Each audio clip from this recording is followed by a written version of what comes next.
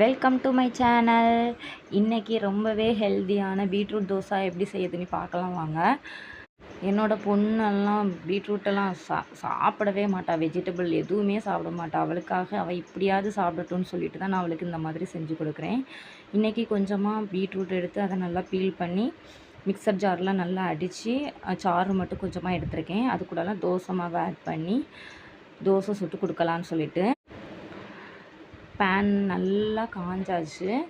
இந்த நேரம் லைட்டாக தண்ணி விட்டுட்டு தோசையை ஊற்றி எடுத்துக்கலாம். அவள் அதான் டெய்லி டிஃப்ரெண்ட்டாக கொடுத்தா தான் சாப்பிடுவாள். நேற்று டெடிபியர் தோசை கொடுத்தேன்.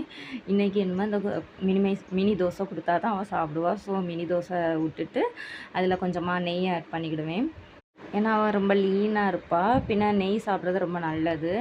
அதனால் நான் அவளுக்கு நெய் ஆட் பண்ணி தோசை குட்டியாக சுட்டு கொடுக்க போகிறேன். அவள் எவ்வளோ சாப்பிட்றான்னு தெரியல.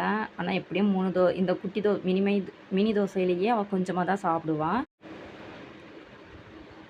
அப்புறமா எனக்கு ஒரு தோசை சுட்டுக்கிட்டேன்.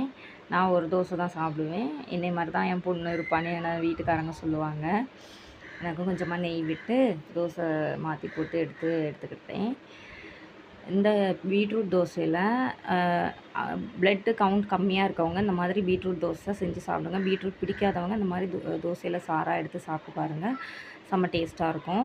சீரியஸ்லி நல்லா இருந்துச்சு. நான் ஃபஸ்ட் டைம் இன்றைக்கி தான் ட்ரை பண்ணியிருந்தேன். பிள்ளைக்கான ஆல்ரெடி கொடுத்துருந்தேன். நான் இன்றைக்கி தான் சாப்பிட்டேன். செம்ம டேஸ்ட்டாக இருந்து. வீடியோ பிடிச்சா லைக் பண்ணுங்கள். தேங்க்யூ.